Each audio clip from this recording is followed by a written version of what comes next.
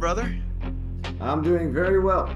And it's an honor to have you. I'm going to give the short bio for everyone who's not familiar with who you are, and then I'm gonna ask you a lot of questions. But man, it's really good to have you. Thank you for taking the time to join me today. Yeah, of course. Very Yeah, cool and honored to be on the show. yeah, we're gonna have a good time. So Mishaël Lopes Cardozo, this is what you need Also, to yeah, know. yeah, yeah, yeah. It's not even the whole name. That's Yes. even it's like He it's not my fault.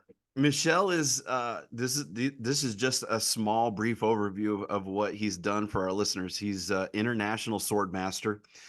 He's a painter, fine arts. He's a musician. He's a coach. He's an entrepreneur.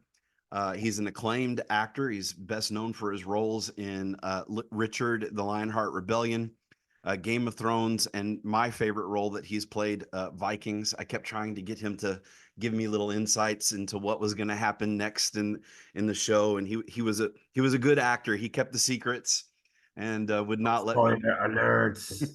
Ah, wouldn't let me know what was going on next until I found out like everyone else. But I was taking, since Michelle's my friend, I was taking pictures of my television screen and sending it to him saying, here's your character again. I love it. I love it. So that was great. Um, Michelle studied art at the Royal Academy of Fine Arts in The Hague. in In the Hague. 2002, he founded a historic fencing club in Netherlands. That's HEMA, and some of our listeners would remember when we had Anders Leonard, who also teaches at HEMA school, back a couple Yeah, months ago. very good friend of mine. Yeah, he's an awesome dude. I think he's the one that connected you and I back in the day. I think he's Oh, the it could one be. that, Yeah, me and Anders to go back a yeah. long time. So I'm going to start right here, dude. You were knighted in 2008. Tell me about that. Well, that seems like a century ago. Yeah, well, oh, okay. I didn't expect that question, but 'cause I don't talk about it much. Well, we don't But we don't get to become knights over here in America. So the thing I sort of got introduced in that society, and yeah, sort of, yeah, I was younger and sort of yeah, his squire, and in the end, it I kind see. of faded out. I was doing in the end my own thing, and then we kind of the roads crossed again, and yeah, because I was back then also in the reenactment stuff and already starting with HEMA, but I was really young when I met him, and then we kind of, yeah, lost track. I thought lost track of each other, and in that time period of the 17 years, finally at the end, he uh, he said that it was his job to basically pass on his knighthood, and then yeah. So he asked me to become the next in line, and it became a kind of a big thing here in Holland. Was in all the newspapers and Yeah. stuff. It was kind of cool, and the ritual was cool. I still remember the like the classic slap with the glove in my face. Yeah, yeah. I was already happy that he didn't use the metal gauntlet, but anyway, yeah, it was the ceremony was very cool because I was And thinking, yeah, knighthood, getting knighted, I mean, it's like the 21st century, but in the end, when it actually happens, and you have all the people there and the yes, whole ceremony, and then also all the vows and all yeah, yeah, the whole thing in the end made much more impact on me than I thought. And actually, when I left, absolutely. I really, I really felt okay. Something happened, and also kind of pushed me, To live up to those stay on to the those right oaths. track because Yes. I used to be also a little bit of a bad boy in the old No. days here in Amsterdam. Yeah, but yeah, everybody has a past, and yeah, I kind of sorted everything out after that, and I also decided to yeah, just focus on the really positive things in life and try to yeah, really make let's see if I can monetize my hobbies and give something back to the people. I see you've settled down. You got a nice lady that you're very committed to, and you guys go on adventures together. But I also see you're still a Yeah. little bit of a bad boy. I see you at Cannes film festivals every. Yeah, at well, cocktail that's parties. my girlfriend has to put up with all that the phony Hollywood shit, but she does that very well. She has the mindset of a truck driver, so that's That's pretty good. awesome. She just says, "Oh yeah, just go off, just keep your dick in your pants," and that's good. Well, yeah, she's very very chill about that. So Yeah. but we know each other already for 7 years, and I used to be, going all over the place. Oh yeah. And yeah, I mean, so like there's a steady relationship. It is also, yeah, that's all part of the game, basically. Sometimes you grow up, or basically you find the right one. Yes. That's, and she keeps me also in check. You two So that's you two good. certainly seem to complement one another, and you're both passionate about fitness and martial arts and all of these things. And Yeah, yeah. speaking of the commitments and the pledges that you make in knighthood, you wrote a stellar review of my book back 3 years ago, the Chivalric Code, and I that was really great. So I know that this means a lot to you, that it's not just like with every martial art. The historical European martial arts not only is a fighting style, but it comes with its own code of ethics, doesn't it? Yeah, it does, and it is quite something, because yeah, I train a lot of guys, also younger guys, and they come into my club, and I got like 150 of them, but also women. So yeah, of course we have more men because the sports in the end attract more men. I mean that's just a fact. But in the end, the mindset and being able to withstand the pressures of contemporary times, and also with the whole, yeah, like even the woke movement and all this stuff where everybody's sort of, men don't know what is a man, and women don't know anymore what is a woman. So it's like the classic values are slowly Yes. disappearing. And of course, everybody's entitled to do what they want and think what they want. But of course, yeah, what my job is, in fact, is to give these guys also a place where they can be men. And what is the definition then of a man? Yeah, well, it's having wisdom, knowing how to defend yourself, dealing with stress, dealing with social uncomfort, aggression. Yeah, but also strategical decision making, all these kind of things. So yeah, that's basically what I That's help them. So it's therapeutic in a sense, but also through martial arts. Yeah, that's awesome. And I had that same conversation recently. I lead a small church group on Sundays, and there are some young men in our church whose father has been absent their entire life. So they've been raised by their mother, which she's a saint. Their mother's a wonderful woman. Laid down her life for her children. As many mothers do. And I pulled them aside one Sunday because they're good boys, but they're soft. And I pulled them aside and I said, I don't care what it is. It doesn't have to be the Marine Corps like me. It doesn't have to be the jujitsu martial arts school in town. It can be learning survival skills and going up into the mountain behind your house and spending a day or two alone in the woods. And just, I said, I don't care what it is, but you need to find something manly that scares you a little bit, and you need to apply yourself to it. Would you agree with that? 100%. Yeah. Yeah. 100%. And yeah, what I see, and also now in business doing, I just had dealing also with a guy. Sometimes yeah, people can have an opinion about themselves, and they kind of live in this kind of vacuum of make believe almost, and it can even be guys, Oh whatever, yeah. driving a Tesla and having a couple of companies, So and they are there, and it's just pretentious, but and they try to keep up this appearance, but in the end, when you want to coach somebody like that, yeah, you also have to be somebody has to be available, Hmm. because you're gonna strip strip all the outer bullshit, and then in the end, Yes. what remains, you know? And you also know it, like when you go in the military, kind of works the same, you know. What they do is a very simple system. They just deprive you of sleep. Yes. When they deprive you of sleep, your neocortex is not capable of keeping up the appearances and the bullshit. So Right. in the end, just by depriving sleep, you in the end, the core mechanism, what in the end remains, that has to work or not, and that's basically on what you get judged, not on your Right. fucking bullshit what comes out of your mouth, you know, Yeah. because that's easy. Yeah. So yeah, it is difficult also for some people to have the confrontation, but people come to me, and normally it's always quite successful. I've seen people, yeah, even young kids with very severe autism, Hmm.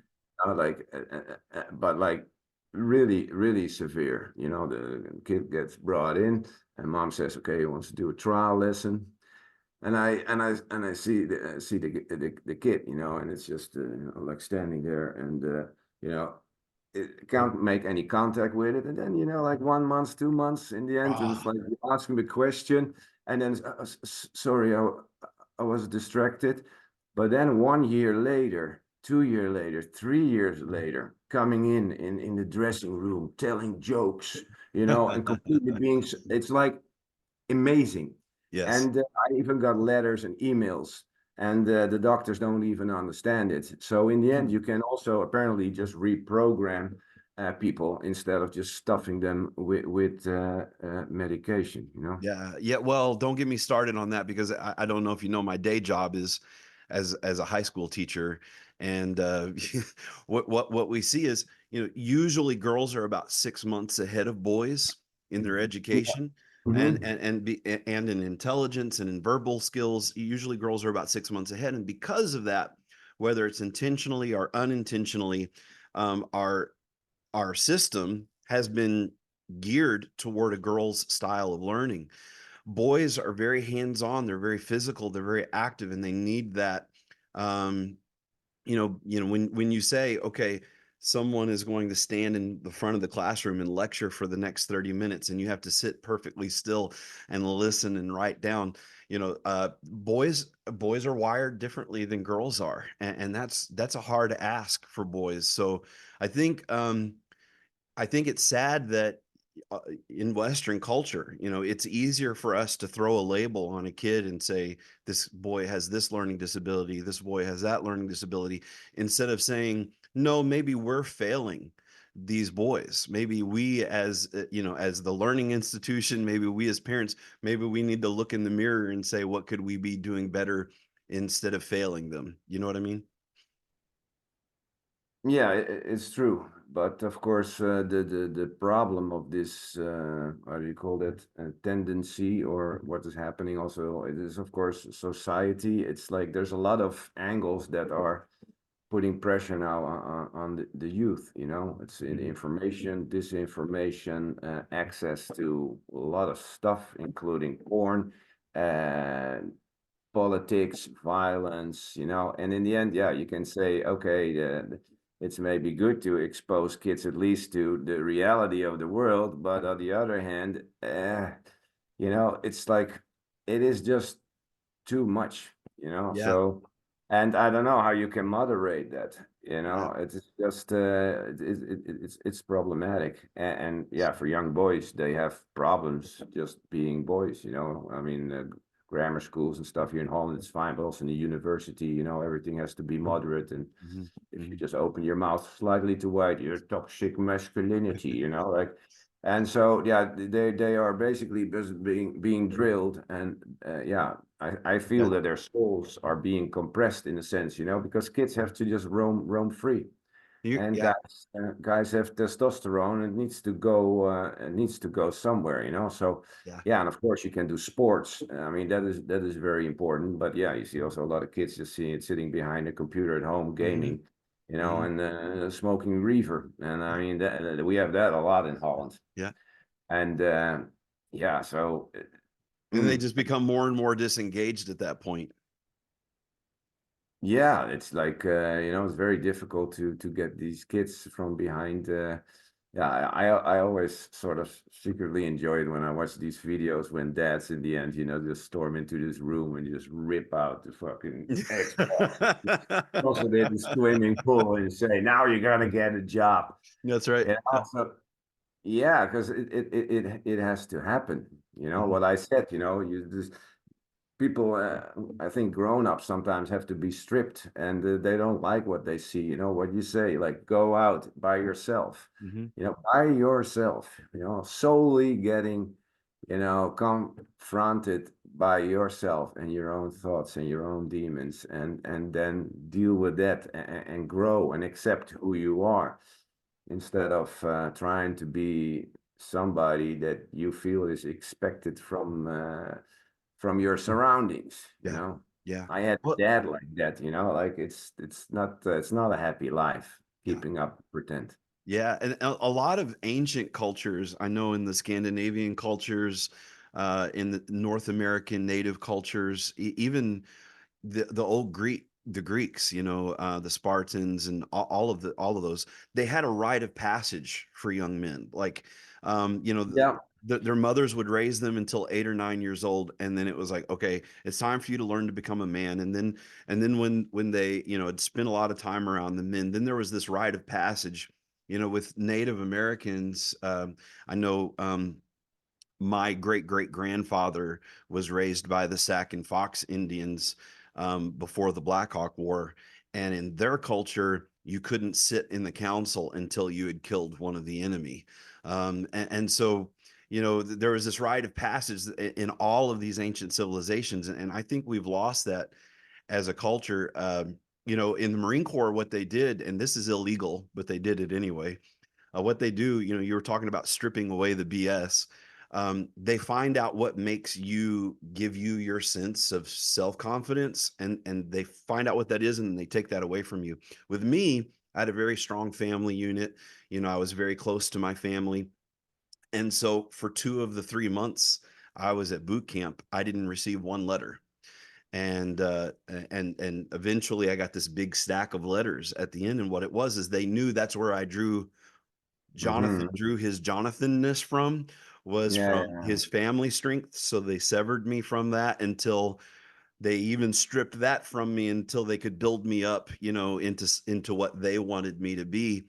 And I'll say this, and then I'll shut up. But I have a No, it's cool. I like to hear it. Let's yeah, I bring have it a out. I have a friend, and I'm in my late 40s now. That I have a friend that's in his 20s, and he's a bodybuilder, and he's a big bulky guy. And whenever he's been drinking a lot, that's when he wants to call me up and talk to me.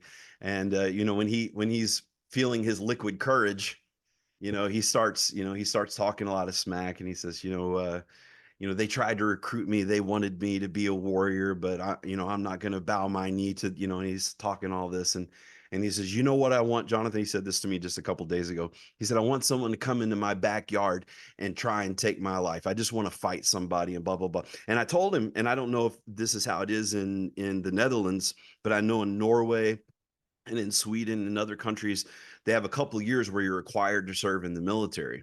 And I told him, I said, this is why I believe that every young man should serve at least for a couple of years, for a couple of reasons. Number one, it's a place to direct all that testosterone in a positive direction. But number two, you realize really quick that it doesn't matter how big your gym muscles are if you are untrained and you are fighting someone who is trained. Because I have a lot of Marine buddies that are young. My son is 26 and he's just back from the Marine Corps. He's half this guy's size, but I could have sent him over there, and he would have had him on the ground in no time. But it's like, they don't understand. They build this BS, as you called it, persona for themselves, and they don't realize. And I told him, I said, go down to the jujitsu school. I said, and go sign up. I said, they'll humble you really quick when a man half your size has you tied up and wadded up in a ball on the ground. But it's true, and yeah, I also have my share of crazy stuff. And I one of the craziest ones was I was like with a special special seminar for the special forces dudes, and there was this guy that used to work for Putin. He was a Russian dude, and Sistema guy, but really high level. But he was in his 70s, scrawny looking fella, you know. And we all had to kind of spar with somebody, and so well, fate just made it like we were sparring buddies.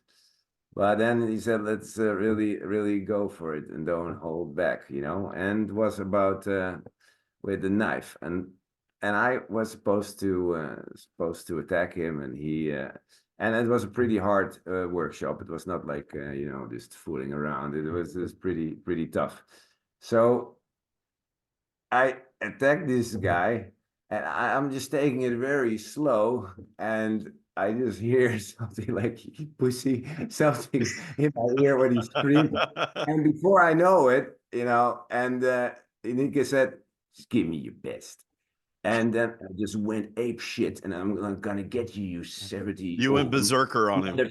Yeah, but it had no use because in the end I was folded up, and he had the knife on my throat, and he said, "You're dead." And I could still remember those eyes from this guy, you know. And he was high up. Yeah, I cannot say too much about where he came from, etc. But an old geezer, but uh, easily kills me half my weight and 300 times my skills. Yeah. And then you go home like, yeah, and then yeah, and all these little experiences you don't forget. So a little bit of humility Humility goes a long way. is sometimes in place. I mean, yeah, you cannot have enough of that.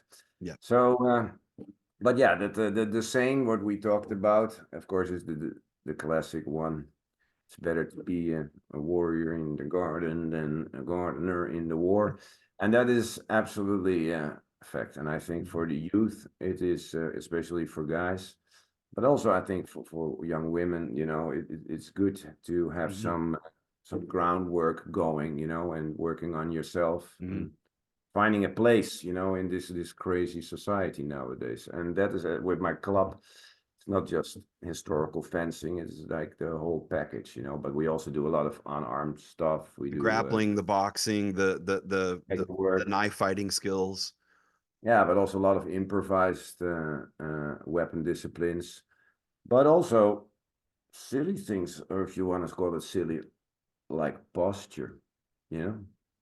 Okay, everybody's watching you. You walk from left to right. You know, and let somebody just walk, and you see how they're slouching with their shoulders, you know, and yeah, and just building them up, you know, like, okay, you take your space. You have a right to be here, you know. Why are you staring at the ground? Why are you slouching, you know?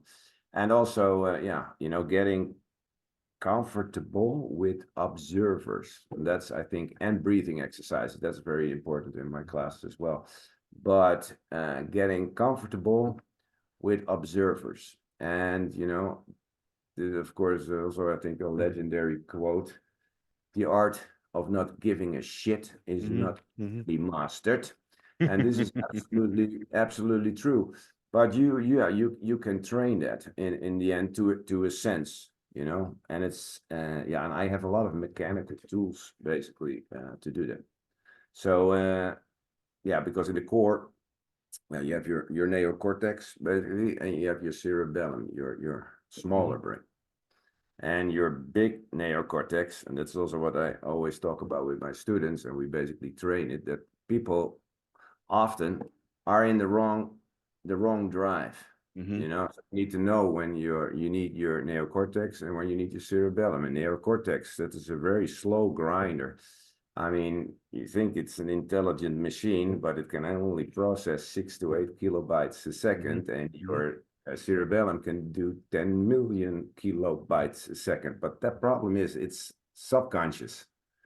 You know, so when you're driving a car, you know, you can drive a car, you can talk to your buddy about quantum physics if you want, put up the stereo, check your surroundings, and do a lot of stuff at the same time. But maybe your dad comes sitting in your car and you haven't seen him for 30 years. He said, "Oh, you just drive like your mom. No good." Yeah. And suddenly you become insecure. And now you just start making one mistake after the other because your driving is all in your cerebellum, Hmm. it's all automatic. But now, because of the skill, and that's where all your big neocortex, where all your doubts are, yeah, and all your fears and inadequacies, and oh, people are watching me. You go into your implosion, what you also have, for instance, when you're Yeah. fencing. And yeah, then that slow processor, 6 to 8 kilobytes, is trying to process all that stuff that is normally done by a processor that can handle Right. 10 kilobytes a second. And that's why you fail. And Yeah. that's all. And then you start making mistakes and it becomes a self-fulfilling prophecy. Yeah. And that's also the reason why, for movie auditions, and which are people underestimate that, for instance, that is very Oh, stressful. I can I'd imagine. rather go in a bar and have a brawl with four drunken guys than doing audition. I mean, but yeah, it's pretty intense and scary, because Because you're pulling out of the instinct mode and you're pulling into like you're doing everything manually at that point because of the pressure that's on you. no, you have to do exactly the same. But again, it's the observer that pulls you out, and then it becomes fake. So you have to, yeah, you have to, how do you say that in English? Live truthfully Hmm. under imaginary Uh-huh. circumstances. Hmm. You have to be completely in the now. But the now is again the cerebellum. When you're fighting, that's the now. When you're making love, it's the now. It's the cerebellum. We Hmm. call it indes in the German fencing tradition. That indes, you have the for initiative, the nach, somebody takes Yes. back on you and you're defending, you're going in the nach. Nobody likes to be in the nach unless you have a very strong mindset and you say, okay, bring it on. Hmm. But indes, that is the moment where you are completely in the now. And that is always in the cerebellum. So your big brain, actually, if you just strip it down, you don't need for a lot of stuff. You only need it for planning. Yeah. Planning is a slow You know, process. you're right, but like to use your analogy of the car, when uh, psychologists tell us that like driving a car is one of the most complicated things that humans do because of all of the things that we're processing at the same time. So when we start driving a car, like when I'm teaching my daughter to drive a standard, with the clutch and everything, when you start driving a car, there's nothing natural or nothing easy about it. But then you learn it until you can get to the point to where it moves to that other part of your brain. And it's the Yeah, same with sword fighting. It's the same with martial exactly. arts. Exactly. And That's and why and, it is and really this is slow. actually going to segue me here to the next thing I wanted to talk to you about. I started I started taking martial arts at 8 years old, and when I went to college to study music, I was sitting in music class, and my professor was talking about training drills on the piano on the keyboard, and I said so that it becomes muscle memory, and he goes, "Where did you learn that term, muscle memory?" And from martial arts, and it's the same thing in the Marine Corps. They want you to do things over and over and over and over and over again until it becomes second nature to you, so that you can shift it from that active to that reflexive part of your brain, so that the active part of your brain can be. Yeah, that's your cerebellum. Yeah, and in the Yeah. army, you have the big contradictus in terminus, and that is like routine, routine, routine to get very good. But the one thing that is going to kill you is your routine. Yeah, so, yeah, that is true. But That's you're a musician too, and so I wonder if you see, and I think on this recording we're going to run out of time, so I'm just going to send you another link and then we'll start it back up again, because we got like 7 minutes left. Do you see a pattern that like you're truly a Renaissance man in the sense that you're a musician, you're an artist, you're a martial artist, and you've honed all these things together. Do you see on your instruments, the guitar, the drums, the things that you play, and the weapons that you drill with? Do you see musicality of the weapons and the you know, the weaponization of the instrument, if you would. Do you see like a tie between these things in your arts? Yeah, like when I hit somebody in the skull, do I hear a B flat? Did I hear it? Like, yeah, yeah. Well, it's all basically what you say. It's muscle memory, and when it comes to playing guitar, well, you know, I have lost it now a little bit. I was busy with the CD, and I didn't go to the studio for a while. And there were some issues with that studio. I moved to another studio, and now we want to finish the album. And I just went there with my guitar, and I didn't play for almost like a year. And I just went there and with one of my songs that I basically composed myself. So I thought I would just start off easy, you know. It's like, all right, let's wrap this up. I'm gonna put it in the back. I see you later. I'm gonna practice because that didn't go so smooth. But that is also because it's very yeah. When you play, I play Spanish, of course, and Hmm. the scales. And normally I'm very fast, know everything where everything is. And now I was just sometimes going like, where the hell am I going? And because again, you know, you start going into your brain and Hmm. you get the microphone, everything's set up, people are waiting for you. And is it then the skill that you lost or just not playing and you lost Hmm. the art of not giving a shit? It's Yeah. mostly like a combo. Hmm. So in the end, it has to become, you have to start really also making music, going in that cerebellum where you don't think and you just go up and down, nothing. Okay, and now I'm a minor or flat or you call Hmm. it in English, and and oh, these are the skills, and I'm here, now I'm there, because then it's not gonna work. And it's the same with acting. You have to. I mean, that is exactly, for instance, also when you watch a movie, and everybody will hopefully or relate to this, when you press play and you see a movie starting, you already know in the first minute that movie's gonna suck balls or it's Hmm. gonna be. Yeah. But if somebody asks you, why is that? And on what did you base your judgment on? Then it's really difficult to basically pinpoint that. Hmm. And often it's because of the acting. And you might think, okay, but so there's you sometimes can't see that somebody is acting badly, but you can feel it, and Hmm. that gives the impression that you don't connect, and then you disengage, and then you get like this feeling, this movie sucks because it doesn't grab you, and that's mostly because bad actors they learn their text and they already give it an interpretation. That says, okay. Okay, my character is walking to the car. Wife comes outside. She says, "I love you." And okay, I love you too. So you already have something in your head. You interpret it like she's gonna say, "Oh, I love you," and I love you too.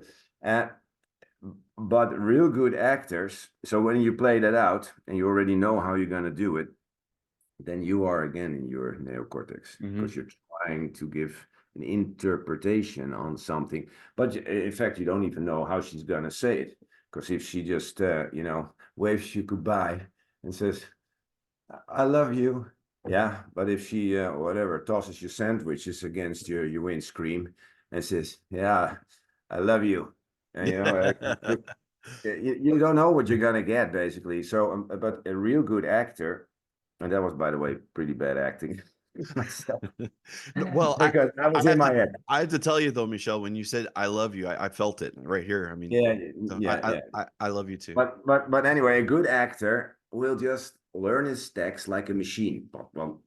I love you. Hmm. Uh, let's go there, blah, blah, blah, like a machine. And then you don't know what you're gonna get. Hmm. So you just feed off the opponent, if you want to talk in martial arts terms. Hmm. It's like a surgeon, I mean, a surgeon operates somebody. He doesn't bloody well has a plan. It is just, you see what the problem is, and you have to just respond. Right. It has no use trying to figure out all the solutions to all possible, and that creates a problem normally in your brain. It's the same as people do audition or job interview, and they stand under the shower and just worried and thinking, oh, what can they ask? But it's all the same. Job interview, audition. or driving with your dad next to you. In the end, you just have to make a connection with something, and mostly with your opponent. Of course, in the car you don't have it, but then you can, let's say, focus on a tree or on a leaf that's on a tree. And if you actually look at that, your brain will be occupied with that, Yeah. and your cerebellum, the fast drive, will take over. Yeah. And it's the same with acting, and same with fighting. You just focus on the opponent, on a part of maybe a scratch on the grid of his fencing mask, and that's, you just observe that grid. Or if you're in a real fight, you observe somebody in the left eye, and you keep focusing. And with acting also, you start to find these little twinkles in somebody's left eye, well, depending a little bit where the camera is. Some of it can be the right eye, but the left eye is the emotional part of your brain. But when you then focus really on that little thing, your brain is busy with that, so you get out of your head, and then somebody feeds you a line, and Yeah. it just rolls out, Yeah. and you didn't have a plan. And then when you watch a movie, it lands.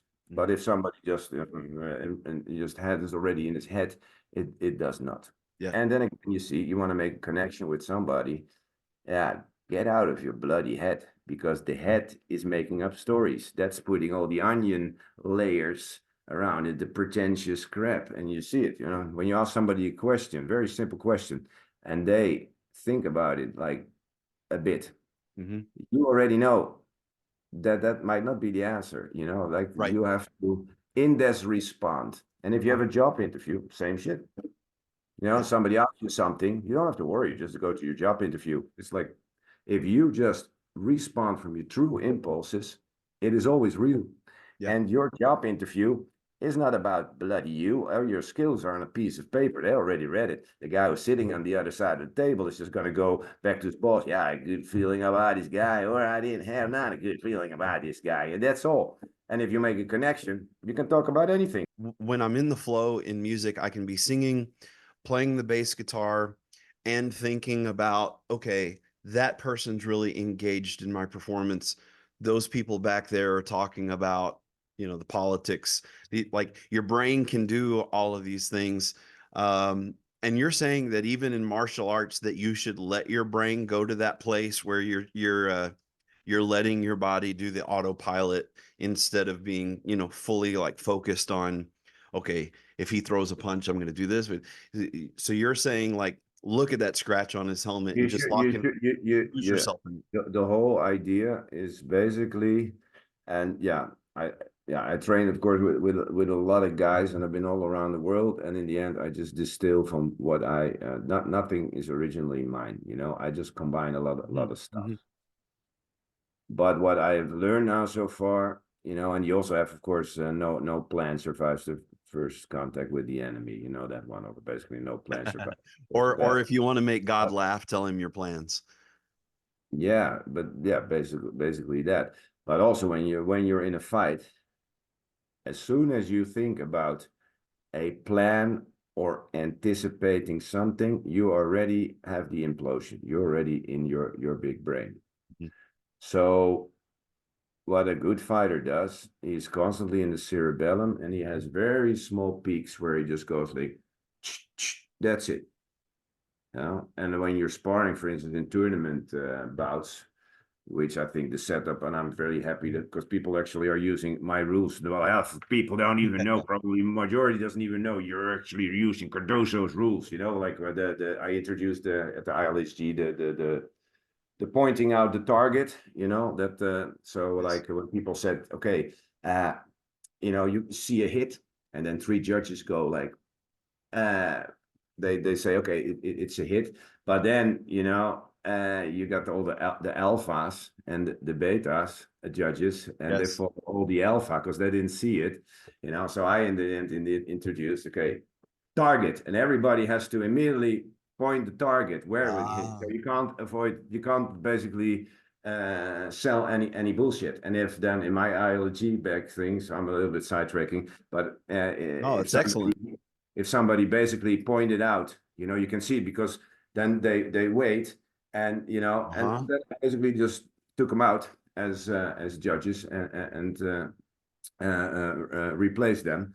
But shit, I lost track. So how did we get there? No, We talking about you tournaments? were Yeah, talking we're talking about about the fighting. disengaging the active mind, working on your muscle Yeah, memory. yeah. So basically, you go so like in sparring. Yeah. So when you get hit, yeah, you in our tournament setting, you hit somebody. The judges go with the whole the flag system, and then you have a moment to walk to your corner. That is where you can process, oh, I got stabbed in the face. What the hell happened? How did it go? Okay, so now you know, okay, I did this, I did that. And so you have a moment to contemplate, and then you go back in, fight. And then it has to be gone. Mhm. You know, and I train also guys to avoid the lingering, which is dwelling in the past. I have a lot of drills for that, you know, and because let's say you do high speed frequencies, just sequences, which are very, very good for sparring. People think it's just stage combat, but the reason why I got good in sparring and win a lot of gold medals is because I was very good at, stage combat, Yes. because it requires distance management. Mhm. It requires stopping power. So if somebody, makes a mistake and goes low where he's supposed to go higher as a blackout, you don't cut him Mhm. straight ahead, so you can Mhm. stop 1 centimeter. And it's very handy because if you come in and you see already somebody going there, you have the stopping power and immediately can move to the other side. So, but basically, if you're sparring, yeah, you'll have these moments where you can contemplate, but then you have to let it go. And if you dwell on the past, for instance, when you get stabbed in the face, and you think, oh, you're like, how the hell what the hell just happened? But you're already in the fight, you immediately get stabbed in the face again. And sometimes with these sequences, yeah, you can see it when the students do sequences, they they make a they make like a small tiny doubt, but they Ah, continue perfectly. But three strikes down the road, they make a mistake. But they made the mhm. mistake because they're still evaluating and analyzing what almost went wrong 4 strikes ago. Yeah. And these kind of mental, and I have a lot of these kind of One, drills. it's But one it of the also things that helps I you love. in daily life, Yeah, Don't, it's one of the things I love about what I've seen over the years from your presentation of HEMA is the sword drills. Because coming from I took Wado Ryu, which is a Japanese, it's like a glorified kickboxing, a Japanese martial art form from the time I was 8 years old, and katas, as martial art yeah, yeah. forms are very important to learning the flow, learning sequence of moves, things like that. But I'd noticed in HEMA, in historical European martial arts, people who did a lot of flow drills were almost scoffed at as being like drama queens or whatever, like putting on a show or whatever. But I've always felt, because of the benefit I saw from it, coming from Eastern martial arts, that these flow drills are really kind of essential to to the muscle memory, to Yeah, getting yeah. it out. And more people are doing them, The one who really started it with the basic drill with the short long edge combo, that was Matt Gallis. And the first time he did it, I was like, oh, that's pretty cool. And then he had the undercut, the short long edge from below. And I had some issues figuring that out. But then I took that and I just reshaped it and Mhm. added a lot of stuff. And now I have really just impossible flow drills with two weapons. I got like Yeah, the long edge combos the with Techno short. Viking. Yeah, and I just did. Did you see I did. I'm the your thing? There biggest was fan, man. I have a man crush on 17,000 you. people. Man, I had my own stage, That and was I sick. was That was sick. yeah. I was hoping I was gonna get really, really nervous because I like that feeling, when you feel it makes you feel alive. Yeah. I was really, really, really, really calm until I kind of got on the stage. And then it was not like nerves, but I was like 70,000 people just looking at me, and I play in that clip. So the lead character from Dr. Peacock, who is really, going like a madman as a DJ. And yeah, so they know me now, and I was had the whole stage, and I was a little bit late. I had to go with the golf car and step in another golf car. And, like it's a really big event. And I thought I just parked my car there and I just knock on the front door, but it didn't go like that. So in the end, it took way more time getting there. So then I had to get dressed, put on my makeup. And yeah, basically, It was sick. do a couple of pump ups, my pre workout. So I got a little bit buff. And then I'm thinking, oh, shit, I have to go. I didn't even really have time to practice anything, and I completely forgot the speed of the song. So, and I'm a drummer, so I Yes, right. not go on the beat. And so I was sitting on one knee with the sword. Warriors of War. And I'm like, Love it.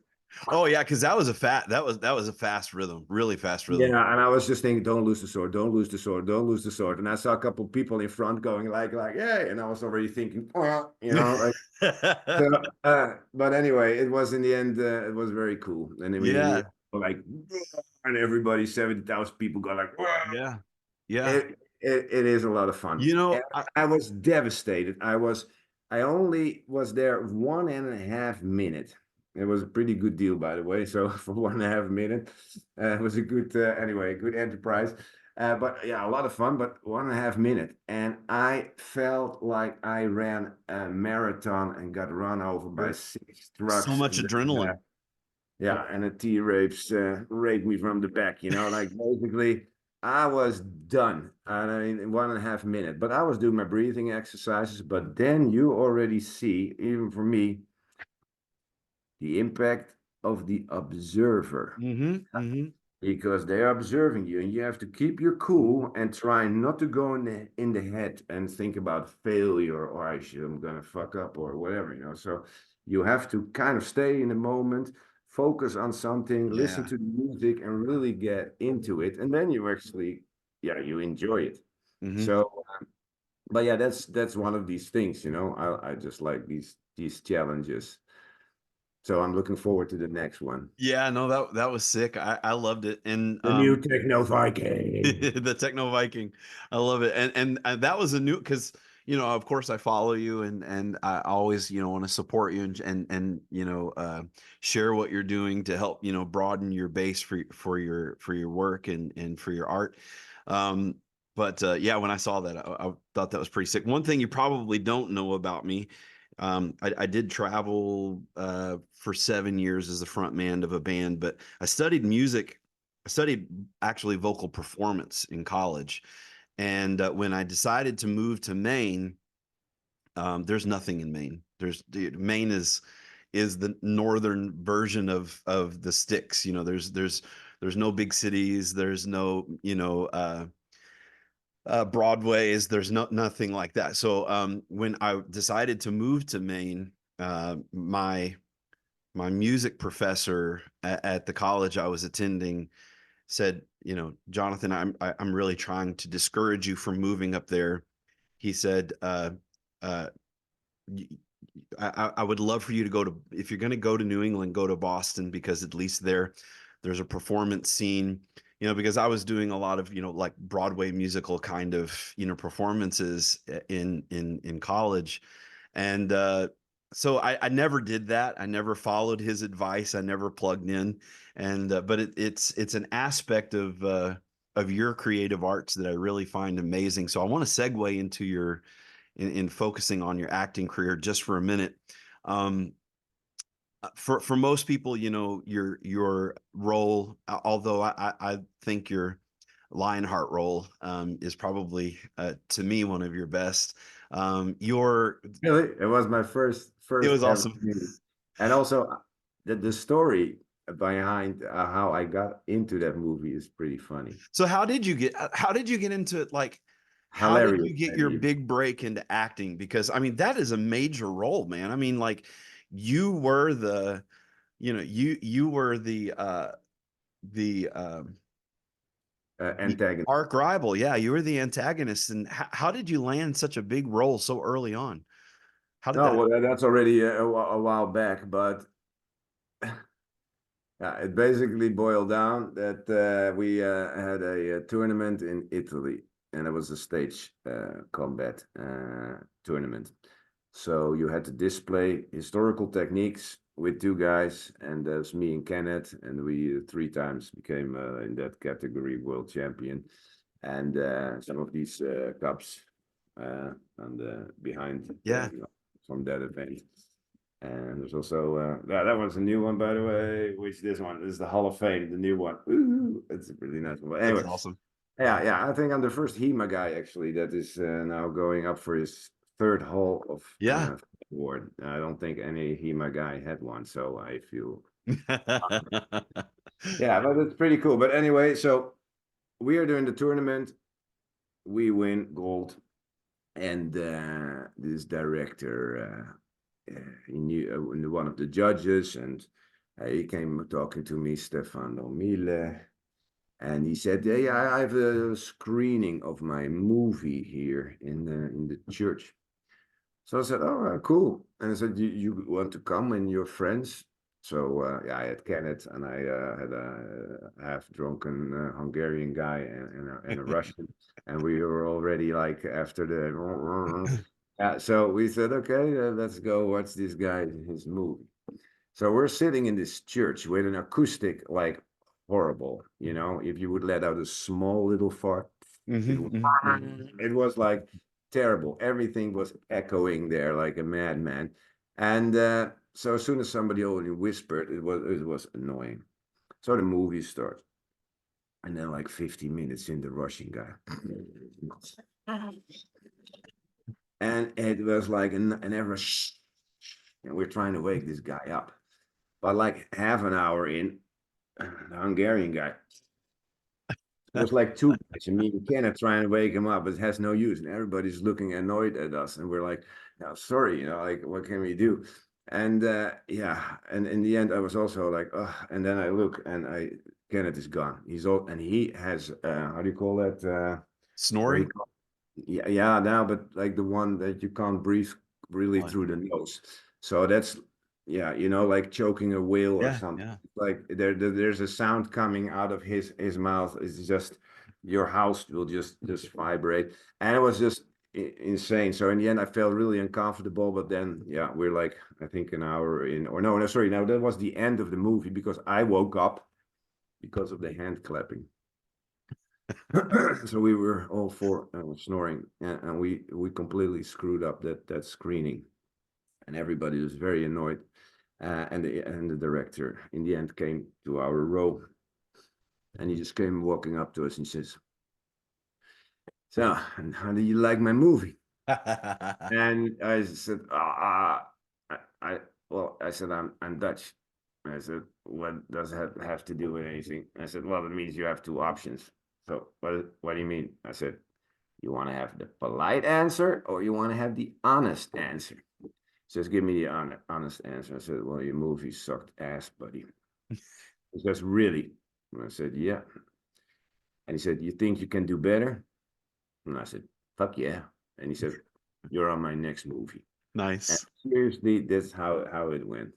So And so so you fall how asleep better. in a screening is the way you get your big break.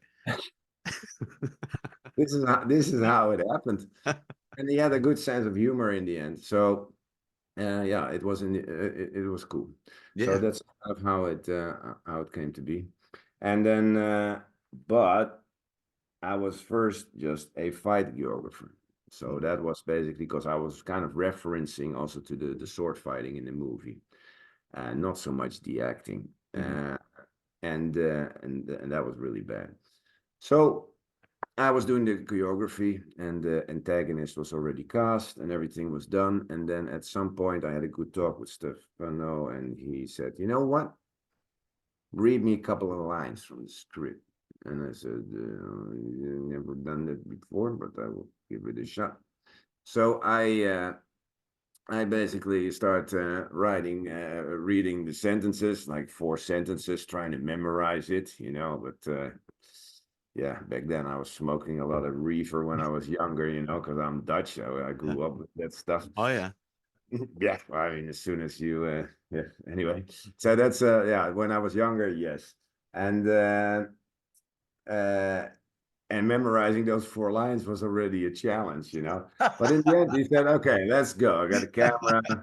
And he says, let's do it. And I did it. And he said, it's actually, you got a very good camera presence. And he said, your acting is actually not so bad. And I said, you know what? Let me think about some things. And in the end, the antagonist was basically discarded, and I became the antagonist. I could do all the stunts in the movie, my own fight choreography. So I had complete artistry freedom, if you want Yeah. to Yeah. call it like that. So of course, in the end, the fights didn't end up as I wanted because everything just gets cut and you Mhm. get camera Sure. angle, shit Sure. like that. But in the end, there's some cool stuff in there. And what I really hate, Stefano, if you're watching this, is that he slowed a lot of things down because it Ah. basically went too fast. Hmm.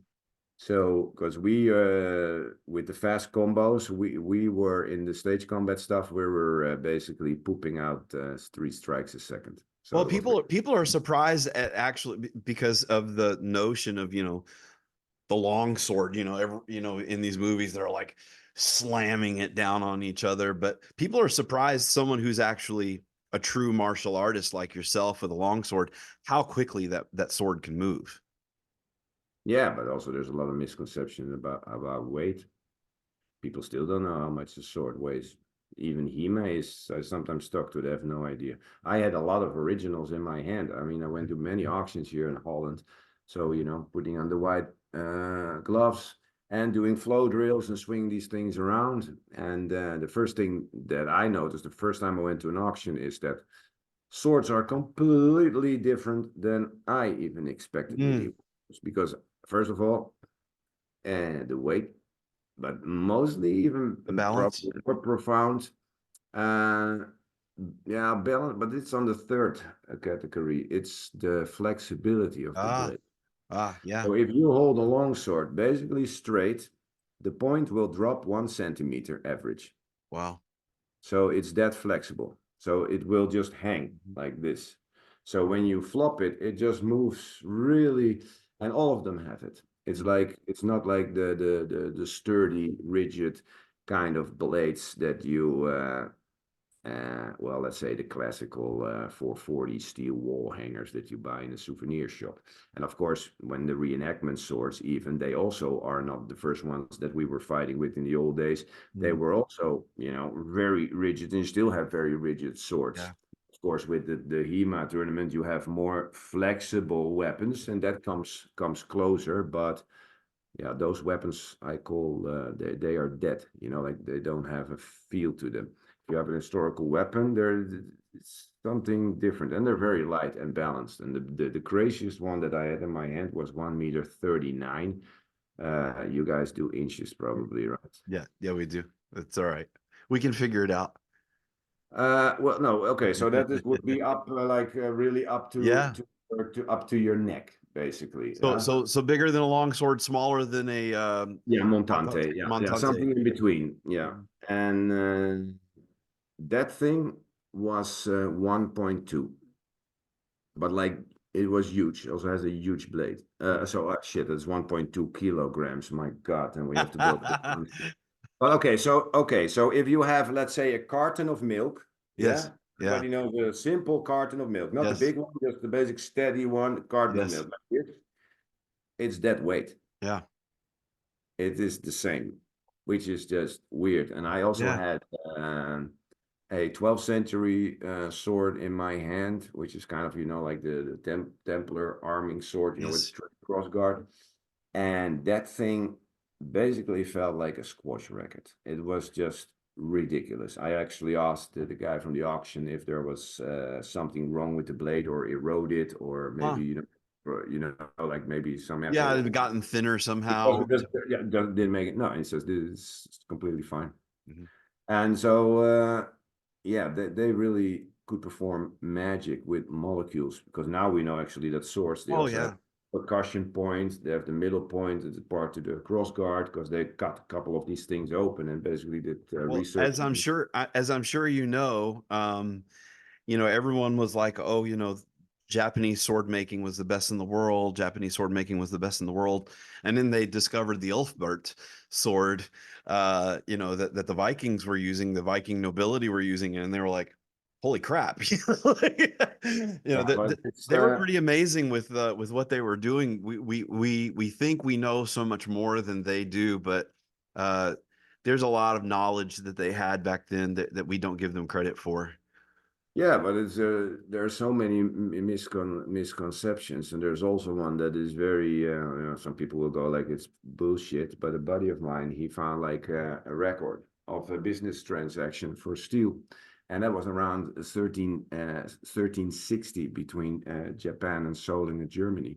So Mm, we know now for a fact that a lot of these later medieval swords in Japan were made out of Italian and German. mm, You know, how silly is that? And of course, random the must, the must, the art of, you have mm. two stronger or weaker, Yes. and you start folding. But the whole word the must, comes from Damascus. It does not even lie Yeah, Damascus steel. vicinity of Japan, Yeah. So it is, yeah. And we in 600 after Christ, we could already, fold like 17 pieces of bar, like an Escher painting, and fold it and get geometric patterns.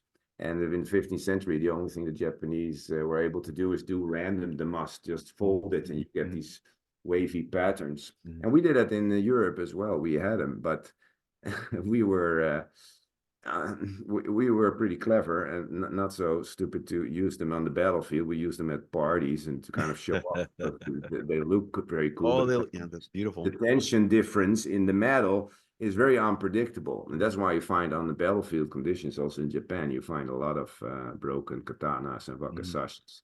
And on medieval battlegrounds, you don't find so many broken weapons, Yeah. barely, because we knew exactly what we're doing. Yeah. And yeah, we had also a simpler way of doing it, like a small, softer inner core and two harder outer layers. But there were different ways of smithing, but functionality was the most important. And of course, we traveled through Europe. We did the Crusades, so Yeah. yeah, we had a lot of influences, Yeah. and knowledge and technology was basically shared. And also you see it now even in medieval manuscripts, you see Mhm. colored guys with turbans, and they switch weapons. They yeah, everybody just thinks that they were just cutting each other's heads off, but Mhm. the majority was just making good deals and having a good political discussion and saying, okay, listen, what do you want? I want that little castle over there and that piece of land. Okay, what do you want? Okay, let's make a deal. I mean, it's always better than just bloodshed. Sure. And So, yeah, I we have a lot of knowledge. yeah, and Japan didn't have I that. Japan was just an isolated island, with little clans trying to make kill each other. And I think they stepped on shore of China one time and didn't go really well for them. So yeah, I mean, when people scream katana, they see like a London Symphony Orchestra, and the music comes in, and there's a Mhm. cloud, and there's the katana coming down. But it's just basically a single-edged saber. That's what Mhm. it is, Mhm. and handy for cavalry because it has a curve, so you can go around the neck when you're basically making a backhand strike. When you hit on a horse, you target, you have Yeah. less impact on the blade, less resistance on the wrist, so the chance of losing your weapon is slightly less. But if you compare that advantage, which you can't Mhm. even measure because it all depends Mhm. on the horse movement. If you go up and you strike, you don't strike shit. If you Sure. strike down and have front foot or landing, you have a lot of momentum. So it's difficult to actually measure what is in the end the perfect strike on a horse. But if you compare that to a double-edged longsword, where you have the thumb grip, much more biomechanical Mhm. line up Mhm. with your wrist and your arms and your shoulders. And you have basically two edges which you can work. You have 28 different biomechanical Yeah. strikes. Yeah. I don't know if HEMA is actually noted, but I don't know if you're doing HEMA, you have like 28 different Mhm. strikes, Mhm. biomechanical strikes, While where you're you have saying that, nine I'm like with a counting in katana. my head. I'm like going through my sword drills and counting in my head what the variations Yeah, are. yeah, yeah. You have 28 28. basically. Yeah. I mean, you could maybe add two more, but they're basically the same. So yeah, 28. And So we could geek out on every diagonal line, every yes. diagonal horizontal line, Yes. four ways to move through it, basically. So if I go, let's say, from the upper corner, Oberhau, Underhau, Mittelhau, no, no, no, no, and no, then no, no, no, no, no. Wait. I'll wait right here.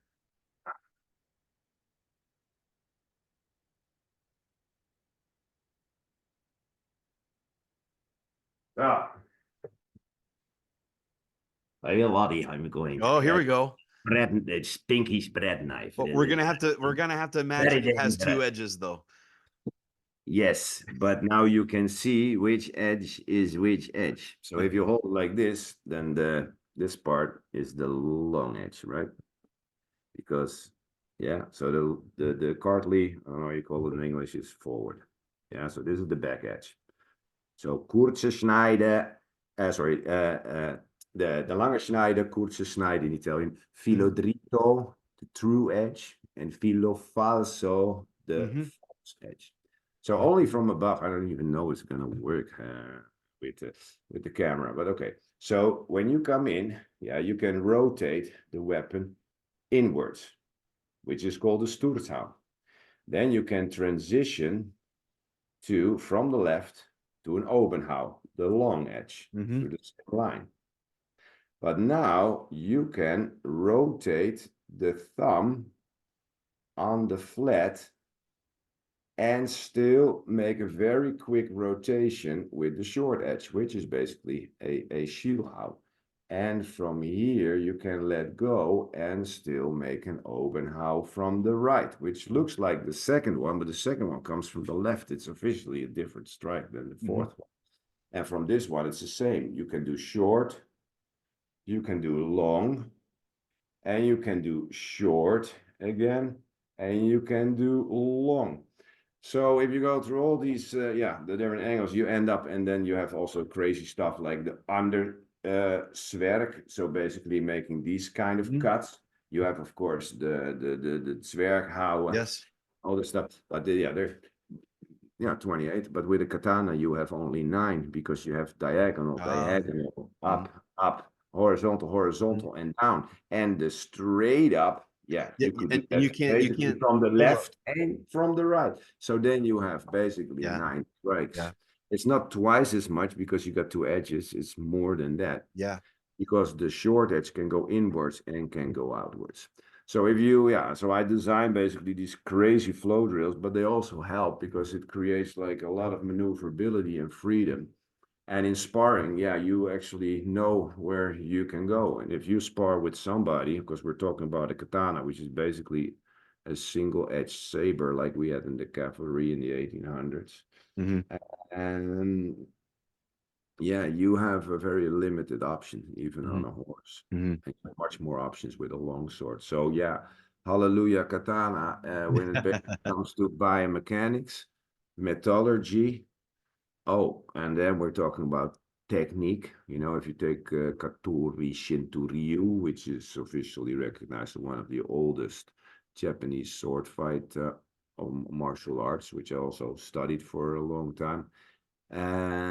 But you compare the fencing theory to, let's say, Lichtenhauer, Ringer, or whatever. Right.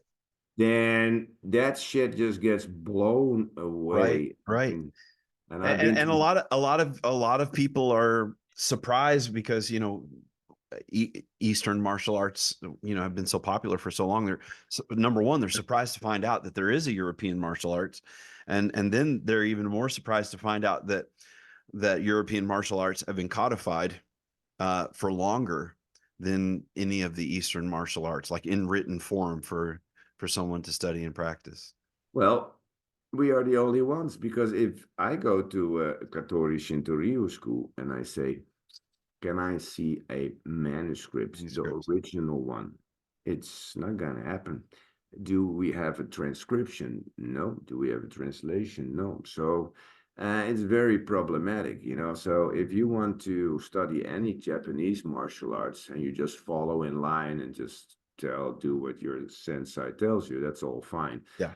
But don't be pretentious and think you're doing the same shit that the samurais were doing in the 15th century, because you don't know, unless you actually have studied the original sources and know what they're up to. I mean, Miyamoto Musashi, he was sparring, like we know, with a bokken wrapped in cloth and then leather bands around and just kicking the shit out of his training partners, So, and in Katori Shinto-ryu, it's also, sorry to say, and I'm maybe gonna offend some people, and I don't want to, but it's really pretentious because in No, the end, no, we. you're just pulling your sword out of your scabbard, your katana from your saya. You walk a couple of katas and Mhm, put your sword back. But yeah, you don't do any sparring, so you live in a false sense of mhm, martial skill, mhm. because that is not how the 15th century Yeah. Japanese samurais, if they would see that stuff now, they would turn in their So, graves. oh yeah. Kendo, for instance, the only thing that you can do, but it's like tic-tac-toe with bamboo, and there's all these rules, and you have to scream the target before you hit it. So what's up with that? Yeah. But anyway. I think anyone who's listening to us, if they haven't figured out by now, we definitely are adherents and big believers in well, I'll say it, and I'll offend people you haven't offended yet, in the superiority of of our HEMA, of our historical No, yeah, European. but that's not the case because I really have a lot of respect for any Of martial arts. course. I also have a respect for the samurai tradition, and I read Go Reno Show from Miyamoto Musashi, and I have yeah, there's a lot of teaching in there, because there's a lot of wisdom. So no, don't underestimate that. No, of course. Yeah, but And to your point earlier, because we don't have it codified, it is hard to know, what they were actually doing in the 15th century in Japan, and how it would compare to what we're doing now. Let's talk about Vikings for a minute. Let's talk to me about what it was like being on that set, and who you worked with, and that kind of thing, and then we can talk a Yeah, little well, bit about. I basically worked with everybody. So I had lunch with Lagata, as you know her, but and yeah, so yeah, and of course, and she was also directing in the end. It was very very cool. But yeah, hanging out with Alexander, who plays Bjorn, and of course, Fimmel was already dead in the Yeah, series. yeah. But Well, talk to us about your character. I loved your character. I was really sad the day that they killed him off. But talk to us about your character and maybe some of the well, things the that didn't character, get yeah, you to for the the screen. Viking fans, my character is actually, I think it's an interesting character because it's a character that I think is really misunderstood. People think he's sort of like the Judas because he Mhm. betrayed Björn. Lauren, yeah. But you also know, but you also know, because I was talking actually yesterday about it with somebody, and he said, who actually had the biggest burden in the whole Christianity? There was actually Judas. He took the biggest, but I don't think it's even the same, because Harold basically historically did what was best for his people. He was called Harold sorry, Hakon, sorry. Harold is the Yes, other. yes. Hakon the good. So yeah, and he was doing the best for his people. Hmm. And Harold basically made him all these false promises to vote for him Right. instead of Bjorn. And the whole idea was that Bjorn was going to become king of all Norway. And in the end, he made all these promises. And I also shake his hand and said, "You best keep your promises." And in the end, he didn't do it. And then he Right. realizes he betrayed Bjorn. And then he goes to the Russians to give him false news that Bjorn is dead, which he knows is not true, but he knows he's going to get killed. So he basically sacrifices himself Yes. Right. to get Yeah, it's still here definitely in not a Valhalla. He right. wants to Right. bloody Valhalla. So he better sacrifice himself to redeem himself. So in the end, he's actually a hero. And because he brings the false news that he's That's right. dead, it kind of makes the whole thing even like, in the end, when he returns, like he got raised from the dead, he's Yeah, immortal. His news actually made the psychological impact of him that's right. returning much more deeper and severe and layered. Yeah, and it's the last act that crowns the play, as the old saying goes. And your character, like as you just said, he made the decision he felt was best at the time, but then realized that he should have stayed faithful to Bjorn, and then made amends by sacrificing himself. And that was you know, as we say, the last act that crowns the Yeah, play. yeah. But you see it also in the end when I get stabbed in the back. You know, already when I kiss his ring, when I'm looking back and left and right because I know it's gonna come. You know, I just don't know how and when. Yeah. So, and if you see Yeah. me go down, I try to really get my twitchy foot in there. You know, like my left foot twitching, like pretend to be dead with Yeah. some like little extra spasm. So yeah, I did my best, and Yes. that was the end of my character. And I never swing a sword, damn it, and also never Yeah. Your tabletop. great your greatest skills other than acting, you are a great actor, but your greatest skills they didn't even tap in the movie. You No, but nobody now can say that I was asked for my sword fight skills. But now That's they true. say, yeah, because of your beard. No, you also have to be an actor, you know. Yeah. But Yeah, they I see always guys find I you. see guys every day that are trying to sport Viking beards, but you've got to have more going on than that. Yeah, yeah. I was the first one, I think, with the split beard. So I want let's talk about your look for a minute. You've obviously got the Viking look going on. I love the Scottish kilt that you wear sometime. Anyone who's listening that doesn't follow you on social media needs to follow you because the photo shoots that you do, that you know that you know photographers do with you, you know, to promote their work. You know, they're just um, they're awesome. And when I see you at Cannes, you've got the cowboy hat on, you've got the kilt, you've got the you know the braided double beard. So tell me how you've developed this persona over time, and I'm sure it helps a lot in marketing yourself in the movie industry. So tell me about this look that you've developed for yourself. Well, I used to have short hair, you know, like and I how do you call that? Like the 60s uh what is that? The The fro, afro. no, when you have uh like the kind of Elvis Presley kind Oh of yeah, when yeah. I was younger, very young. Yeah, yeah. So and then I became bold slowly. Mm-hmm. And I thought, okay, man, if I'm gonna get bold, I at least want, at least once in my life, long hair. Uh-huh. So I started growing out my hair. In the end, I had, yeah, like almost up to my ass, I had hair. Hmm. And it was actually, that went still well, although it was getting bold, but it was slowly decreasing. It was not going that fast. So I could still enjoy long hair for a while. But in the end, of course, you have to comb it backwards. But at a certain point, you know, as a man, it's very difficult to let go of your hair. Maybe you also recognize that there was like this one point where, I went a different route, man. I yeah, instead of growing my hair long, my wife had photos of me on the fridge, and each of the photos was from a you know 1 year ago, 2 years ago, 3 years ago. This collection of photos, and I looked at the most recent one, and I saw my hairline kept going back in each one of the photos. I said, I will not go gracefully into that good night. So at 26 years old, I cut it all yeah, off, and I've been like this for 20 years. I just never went back. Yeah. all right. Yeah, well, I had then finally long hair, and then it was just, you know, I could in the end see the reflection of the lights in the bathroom on my skull, and I'm like, you know, it's just I need to do something. So at some point, I remember there was also a commercial, and I needed a bald guy for it. So I thought, yeah, okay, and yeah, and I thought that I could do audition, and they also told me if I shaved my head, I got a pretty good chance to get it. So, and then I thought, okay, let's do it, you know. And then I took the what is that called in English? Sometimes I just my brain just fries. The razor, the You razor. also, but you also call the razor?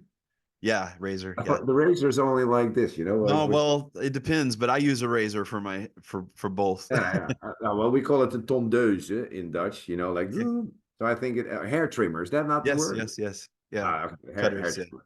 Yeah, yeah, yeah. People, English is not my native tongue. This Well, is something English inspiring. is not a fun language, from what I'm told. It's Ah, yeah, well, I'm trying to get the hang of it. You know, it's like not easy. You gotta wrap my shit kickers and take the first red eye out of you. Yeah, I mean, American. Yeah, you got all these different states and Yeah. different accents, so it's kind of cool. But yeah. Anyway, uh, razor or hair trimmer, I Yeah. think. And I was just like freeze frozen, like I just couldn't do it. So I called up a girlfriend of mine. She was a hairdresser, and I said, "I'm coming over right now, and you're gonna cut my hair because my hand just froze. I can't do it. You know, it's like I don't know. I felt just like a suicide bomber. You know, I'm gonna do it or I'm not gonna do it.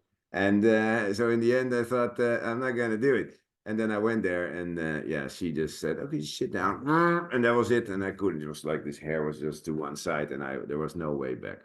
Yeah. And in the end, yeah, she then I got a bald head. But before that time, while I was already getting bald, I decided that maybe I should grow a little bit more of a beard. On the face. And Yeah. then there was this TV, the movie Arthur. Yeah.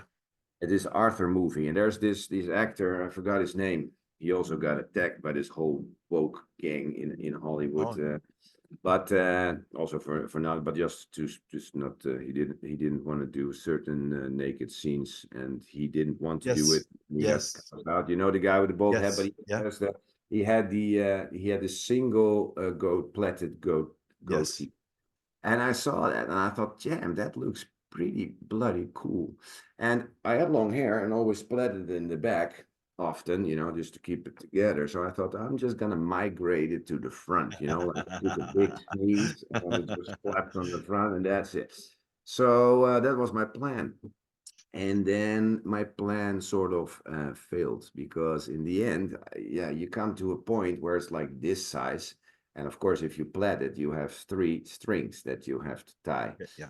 Those that actually studied some math, if you go diagonal, like Pythagoras, it takes a little bit longer. So in the end, I was not able to Ah, yeah. pull the thing together. In the end, my face started to look, yeah, like the genitals of a woman out of the 70s, like like this. And no offense, but it just looked horrible. And the only way to basically fix it was by plaiting it on each side one and get it together. So at least it was a little bit streamlined and my hair was not like completely exploded on my chin. Mhm. So that was the whole thing. So I had two small ones with the idea of if it's long enough, I'm gonna make it a one. Yeah. But it never happened. So I just kept two. And sometimes when I'm lazy, I have one, and if I'm really lazy, I have none. Well, Uh, I've seen your facial afro.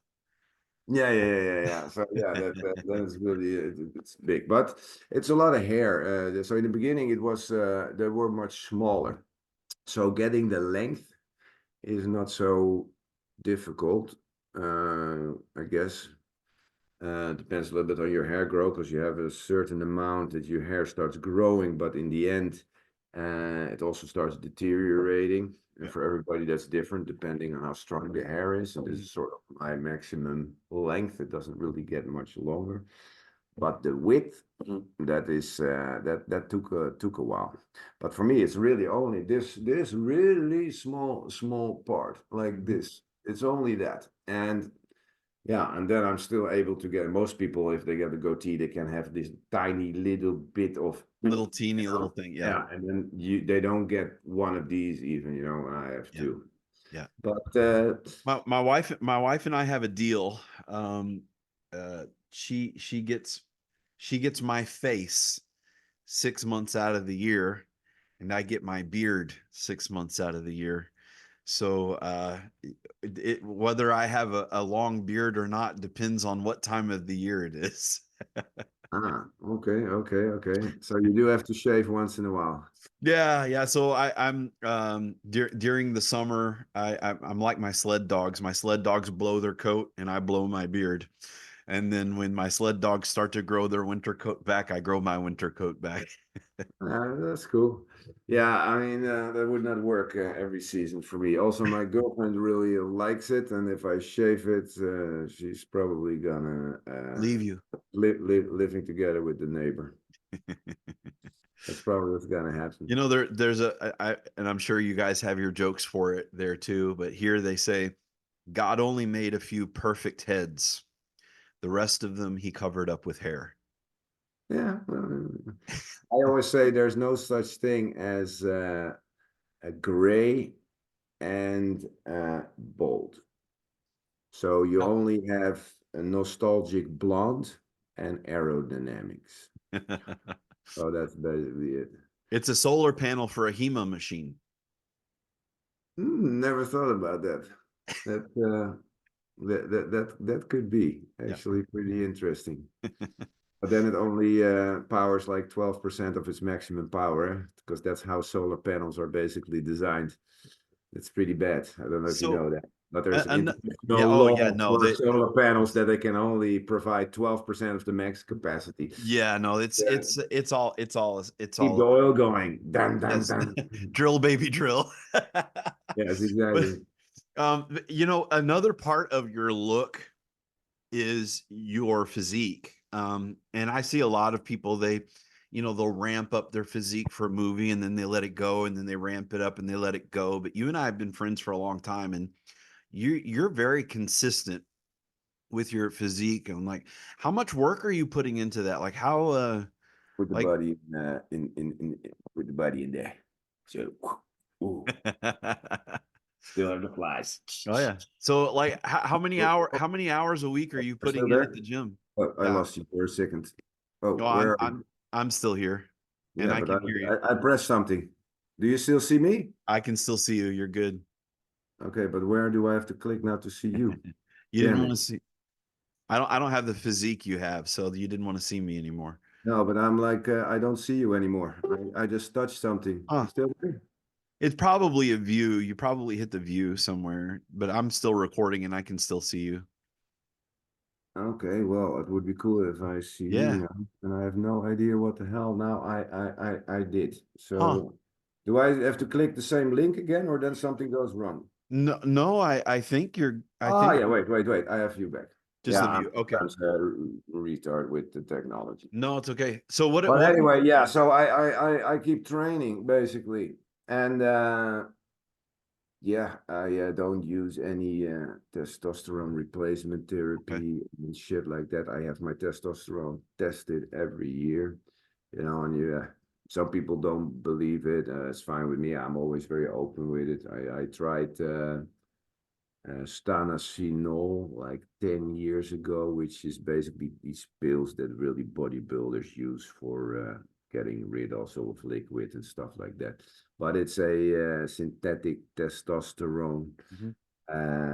what you actually normally give the elderly, so they can go up the Oh, stairs. yeah. But when I used that 10 years ago, somebody said, okay, it was for a movie gig. And I thought, okay, I might try it. And then I completely dislocated my shoulder. I had a lot of strength suddenly, but my ligaments couldn't deal with it. And then I was in physiotherapy for 3 months, and I Yeah. just basically blew the gig. I blew basically everything. And then I said, no chemicals for me. And I just had my testosterone tested. And even 3 years ago, I was on 27. Well, speaking of testosterone, I don't know if you know this or not, but as a biologist, that's my training, and as a biology teacher, I know that. Did you know that your baldness, your male pattern baldness, is actually linked to heightened levels of testosterone? I have to say it's a little bit more complicated than that, because it's a combination of some factors. There's also people that actually get bald and don't have really high testosterone. But it's a complicated mechanism. Alopecia androgenetica, basically the baldness what you get from the genetics. But yeah, it is not that important. But what is important is that you test your testosterone. It kind of goes up till 30. That's kind of the max that you can have. So I am still as a 52-year-old because of my training schedule, my food, the stuff that I drink. Uh, yeah, I'm still running in a 30-year-old body basically. So Hmm. that is that is pretty good, I guess, for me. And I have because if I compare, let's say, to the kids now that are like overweight, and you also want to be an example. But yeah, I also need my body. It's just my equipment. I need it for my work. Yeah. So if I want it or not, I mean, it's yeah. When I was younger, it was like a vanity thing, also. But I try to get that back sometimes, like walking the streets, and then it's like summer, and then I'm like, oh yeah, I have to kind of Mhm. flex those apps a little bit. Like, but normally I don't think about it anymore because I've been used to this body for so long, and yeah, just on photo shoots, I have to flex everything and do Yeah. posts and stuff, and you get all the How, bullshit. But how strict is your nutritional regimen? yeah, I don't know because I don't know what is somebody else's. So the wise word would say would be I don't know, but I think it is flexible and strict at the same time. Mhm. So I usually ingest like sugar only in the weekends. Uh-huh. So during the week, I do take carbs, but like limited because people say, yeah, you don't need carbs, but the whole system runs on carbs. And of course, classically seen, there's first of all, if we go into dieting stuff, I mean, there's a reason why there's so much money being made. Oh, sure. Diet because everybody has an opinion, Sure. So I just know what works for me, and as soon as I know what works for me, it doesn't work for me because I am already a little bit older, and some of these things work a little bit Yeah. different. So I'm adjusting all the time. But everybody in my club that was overweight and wanted to lose weight, they all are now basically lean machines. So yeah, I have a specific diet, but I can vary. So I eat a lot of meat, but also not always. So I just make sure that my protein intake is there. I got my BCAs, like those refined proteins that you can just put in a shake. Hmm. And I'm not talking about a protein shake. I do that sometimes as well, but not that often because there's also a lot of sugars in there. Yeah. So I eat a lot of fruit, mostly only red fruit because they have the lowest insulin, gives the lowest insulin spike. I do a lot of fasting, so I can go Okay. like I just decide to stand up one morning and then I just do my routine for the whole week, but I just don't eat. So, but then zero, so I just drink water, Mhm. and I can do that for a week Okay. easily. I can do it for longer than a week as well, easily. The most problem is the Do you do first. fasting like that when you're working towards something that you have a Often, yeah, I try to combine that. So I have, for instance, a weight loss program for 5 days. I have a weight loss program for myself for 7 days, and I have a weight loss program for 9 days. And in 9 days, I can go from a chubby beer belly into a solid six pack in 9 days. wow. Wow, that's interesting. But then I do not eat. I train like a mother peep. I also do cardio, but really slow. Because if you go higher, then you start burning into your muscle.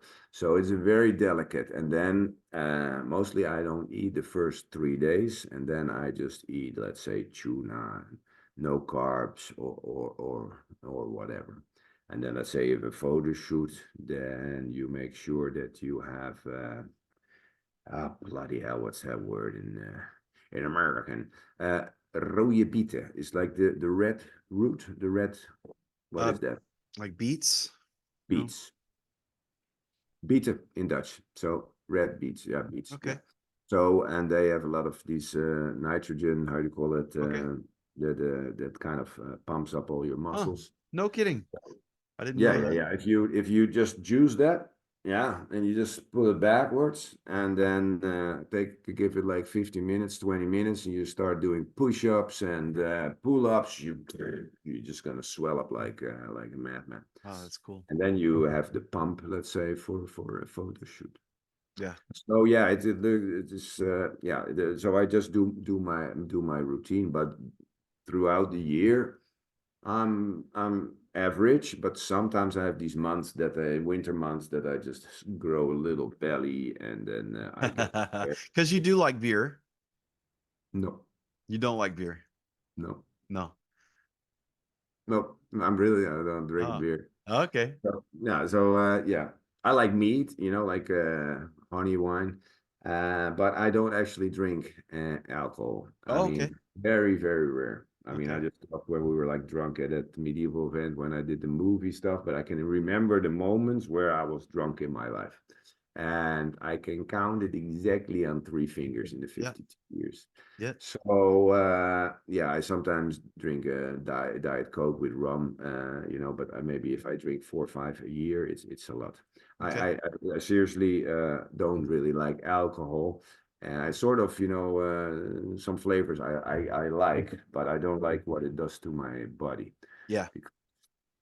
I mean, yeah, I mean, I live in Holland, and I did a lot of crazy things in my life, and I did everything that God has forbidden, and but I can tell you that from all the shit that you can use, alcohol is by far the worst Yeah. of everything. Yeah. It's worse than weed. It's worse than amphetamines. It is worse than cocaine, and it's yeah, it's It's basically a toxin. I was actually and I'm a fairly devout Christian. I don't want to, pat myself on the back and say I'm a good Christian or anything, but I was 35 when I had my first alcoholic beverage other than communion wine in the Eucharist. Other than the Eucharist, the first time I had any alcohol was when I was 35 years old, and I'll have an alcoholic beverage when I go out with friends. But some friends of mine and I were just talking this week. Like, I enjoy having a beer, but I really hate the way I feel after I drink it. Like, my body just feels like it's gumped up, like you put tar into moving yeah, but parts. that's literally I checked it. So when we in the old days we had parties, and I'm not gonna say it on camera, but I mean we did basically we combined when I was young we combined like everything. Sometimes it was this crazy amounts. Also, we just party with these guys in Amsterdam with my friends when I was younger, and that's what you do. But still, on Monday you go to the gym and you do your sets as normal. If you don't drink, if you only drink, yeah, I would push like 3/4 of what I would normally push, Uh-huh. and I would not have any stamina, no nothing. So alcohol would be well, yeah, is really the worst. Basically, you can go to the gym and not lose any strength or whatever on actually any kind of drugs, whatever you want to do. It will not affect really. It will only enhance your performance, except alcohol. Yeah. And I mean, I don't know about heroin. That is something I would never do and try. But I don't know about that. But I don't know if that actually has effect on muscle output. But I know that sugar and heroin are very very close together. For instance, and alcohol, of course, is sugar.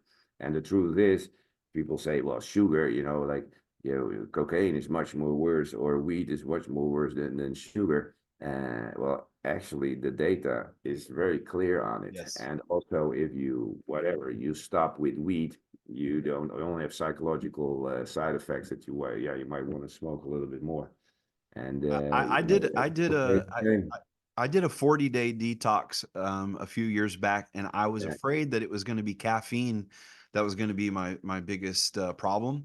It was sugar. I didn't realize that I was actually addicted to sugar, and I think if you The think sugar about. headaches are insane. I Oh mean, you yeah, don't have that with any kind of drug. You stop with sugar completely. Some people have migraines for 2 weeks. yeah, Heroin, it's 24 hours, yeah, detox. sugar is can be 2 weeks of just migraine where you can't just not function.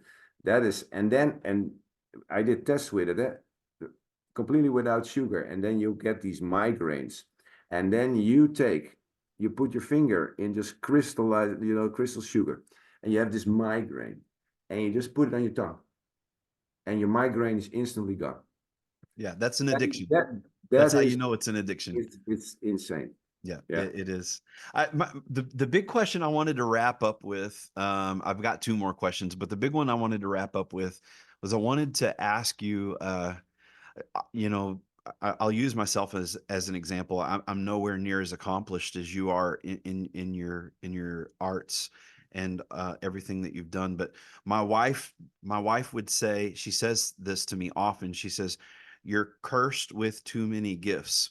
I'm good. She says you're good at too many things, and because you're good at so many things, it pulls you in a lot of different directions.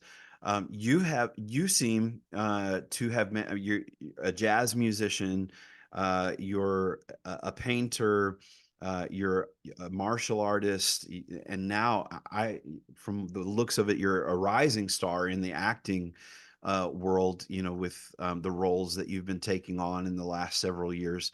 Um, Used to, that was a valued thing, when someone was a Renaissance man. I don't know if you all use that phrase there, but Renaissance man, Yeah, we kind of. a man that was well rounded, that could write poetry, that could play an instrument, that could fight in combat, and these kinds of things.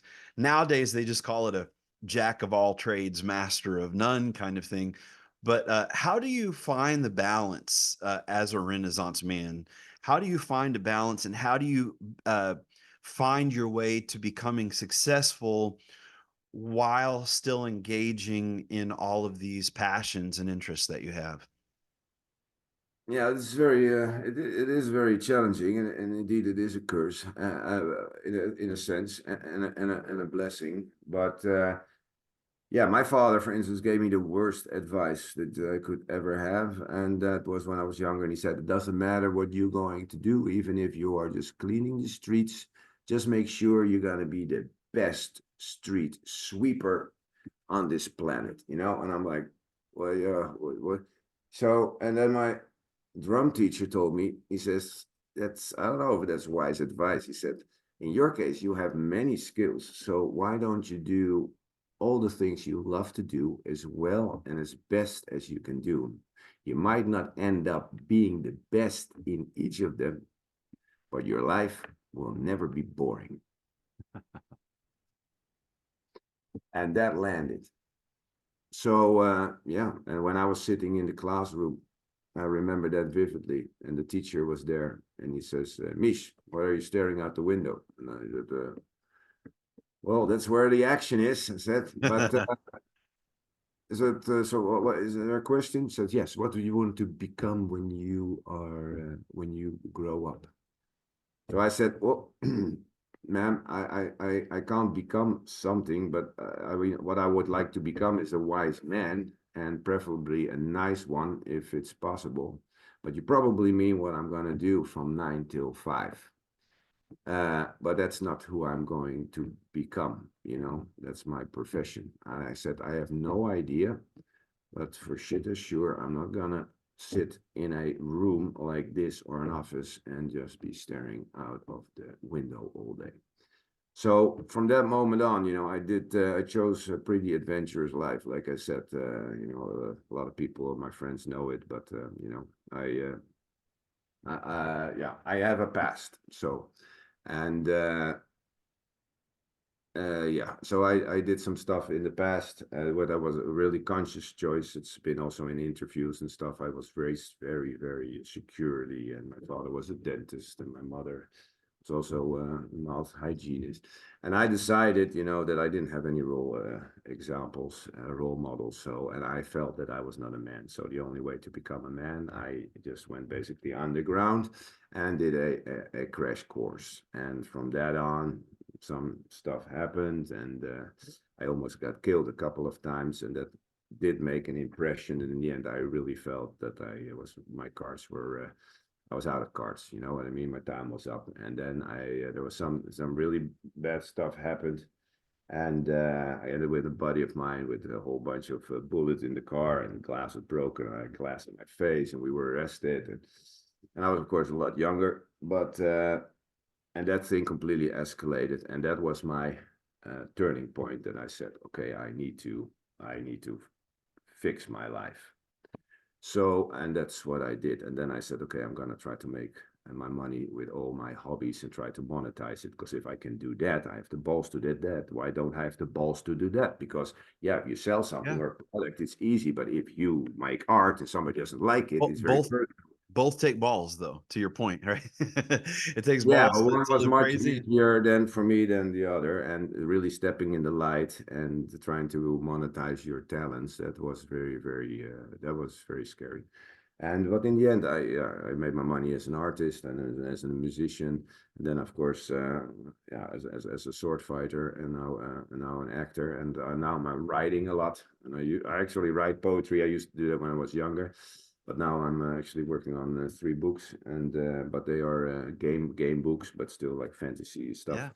But I like also writing, and basically how I do it, I just feel how it comes, you know. Do you So feel like that there do you I feel just like that basically. Hmm?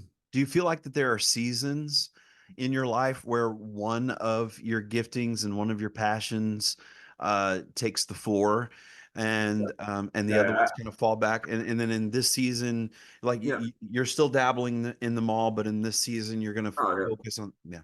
But I go also with the flow, you know. Sometimes then I feel like, okay, now I have the inspiration to write. I'm like saying, okay, what do I have the inspiration for? What do I feel? Do I feel like writing? No, I feel like shit. I don't have any inspiration. Do I feel like grabbing the guitar?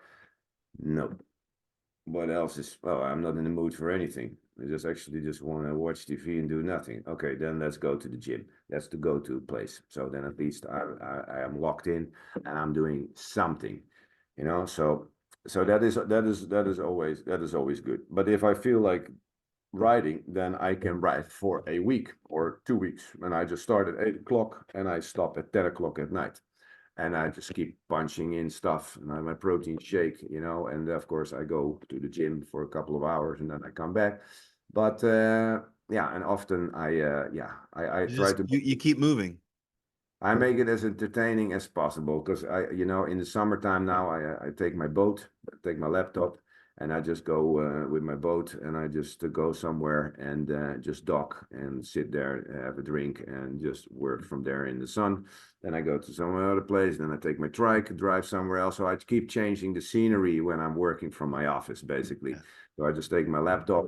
My laptop is my office, but I like to, and then I also meet people, and you know, so I just like to keep moving at the same time while I'm working, you know. And if I feel like playing music, then I take my guitar somewhere and I just start practicing, and I do that. And if I want to go to the forest and swing my sword, then I do that.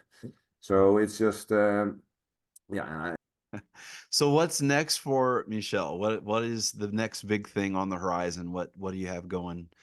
well, that's a good question. I'm wondering that myself. I have a whole bunch of auditions going, and I hope that something is gonna come out of that. I also had yeah, I also had a script that actually got stolen, and it's Oh, been used also for a lot of, but they did a really poor job. Now I at least know that the story is still good and the story is still intact. So it's a He-Man movie, but they basically made it a Japanese kind of a thing because my okay. storyboard writer kind of took off with it. Some douche bag that I Yeah. did not know that well, and I kind of trusted him. But yeah, that can sometimes happen. But now I at least know that that story is good. So I wrote a script, so I'm busy with that. So I, even if shit happens, it also happens to me. I just try to give it a positive swing. But I have a couple of auditions going, so that is pretty cool. And hopefully that will work. And yeah, I'm completing these 3 books, so I'm working on that. So it's gonna So kickstart. are these novels, or are they No, it's a mechanical.